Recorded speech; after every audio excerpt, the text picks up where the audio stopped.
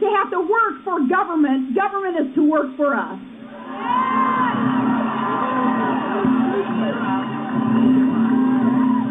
We don't need a bunch of elites in Washington making decisions for us. We're smart enough to make decisions for ourselves, and that's why we believe in expanding freedom and opportunities and not the overreaching arm of government. But the left in Washington, they don't see it that way. What we have here is a difference of opinion, but that's okay, because that's nothing that a good old-fashioned election can fix.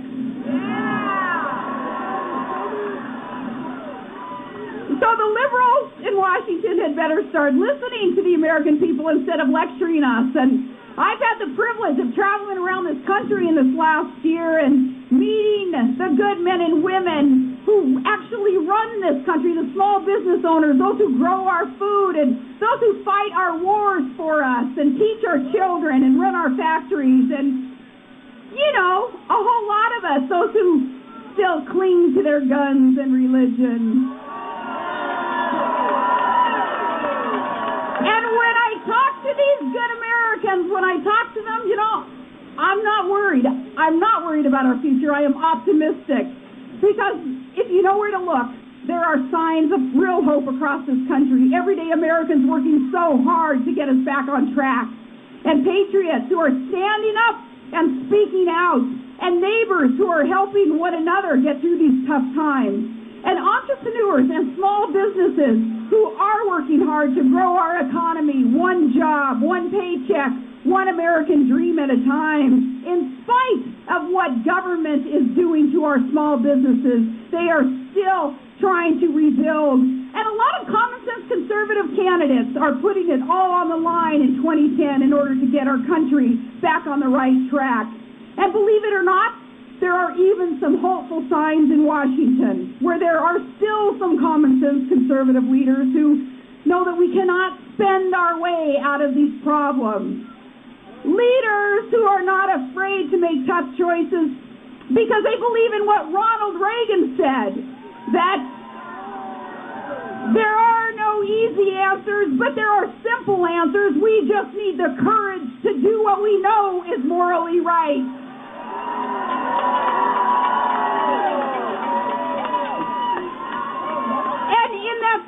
I applaud those in Congress who stood firm against Obamacare right up to the very end.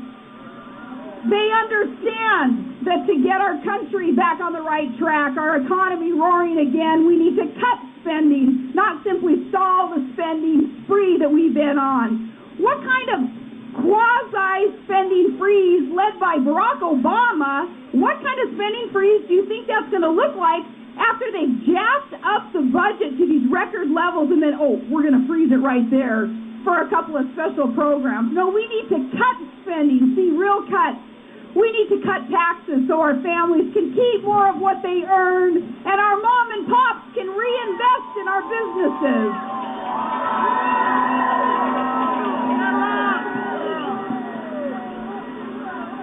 If our small businesses could keep more of what we earn, what we produce, we can reinvest, we can hire more people, and that's how our economy can get back to life. We need to cut the corporate federal tax and simplify the tax code. And we need to get competition into health care and tackle our debt and our long-term deficit. And we need to jumpstart energy projects. What a ridiculous position America is in today, relying on foreign countries to produce energy for us when we have the resources right here underfoot.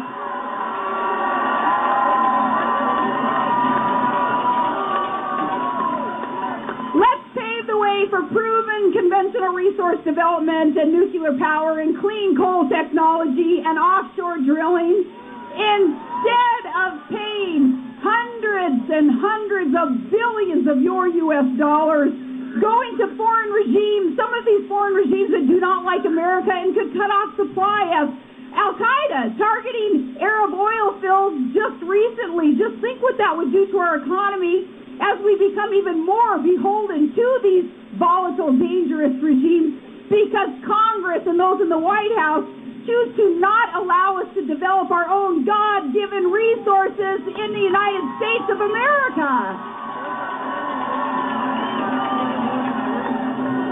There is an inherent link between energy and prosperity, between energy and security, and between energy and freedom. We do need to drill here and drill now.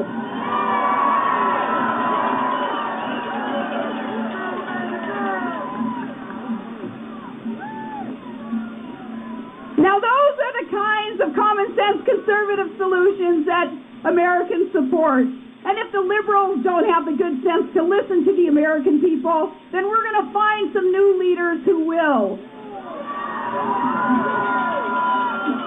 Because there is a growing movement sweeping this country, and you're it. This is it. This is beautiful. This is a groundswell of Americans who don't like the cap and tax, socialized medicine, personality as foreign policy agenda of those who are running Washington today.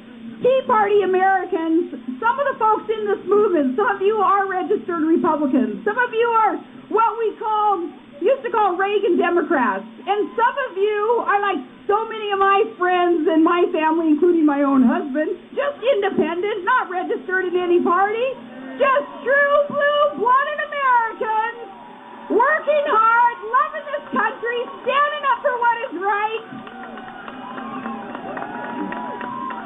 concerned about the path that we are on. We know that our country has some pretty big challenges in front of us. We have big challenges to overcome, but we're still hopeful about America's future because we know that this is the greatest country on earth and her best days are yet to come. We believe that God has shed His grace on thee. This is a very blessed country. So let's not kick God out of our country. We believe, as Lincoln did, that this nation is the last best hope of earth. And we still believe that America is exceptional. And we know that what makes her exceptional is not her politicians, it's her people. And it is the founding principles that they hold dear. When I travel across the country, when I am here today, I see the patriotism and the decency and the dedication of everyday Americans like you. And I know that the dream of Washington and Lincoln and Reagan lives on. In you lies our potential for greatness. In you lies the promise of that more perfect union that we are destined to become. We have a lot of work to do before we get there. And the first task is to restore balance and common sense. And the first test will be at the ballot box in November. We're going to get there, friends, though. We're going to get there because our vision for America is anchored in time-tested truth. That the government that governs least governs best.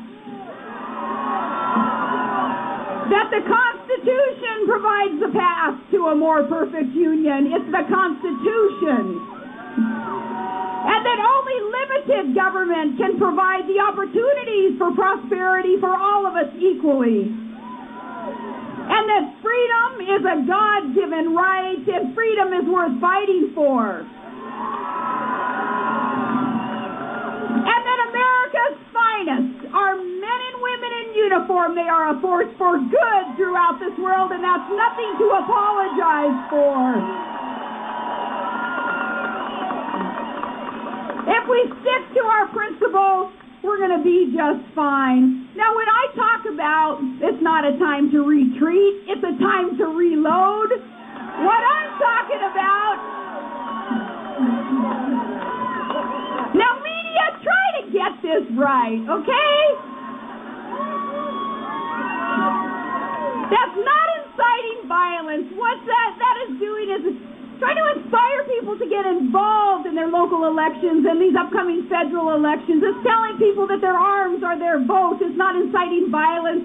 It's telling people, don't ever let anybody tell you to sit down and shut up, Americans. You stand up and you stand tall.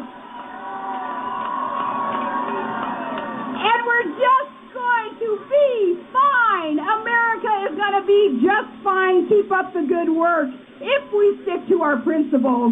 So stand up and speak out. Let's get it together, Tea Party America, and let's take back our country. God bless you all. God bless America, and see you in Boston.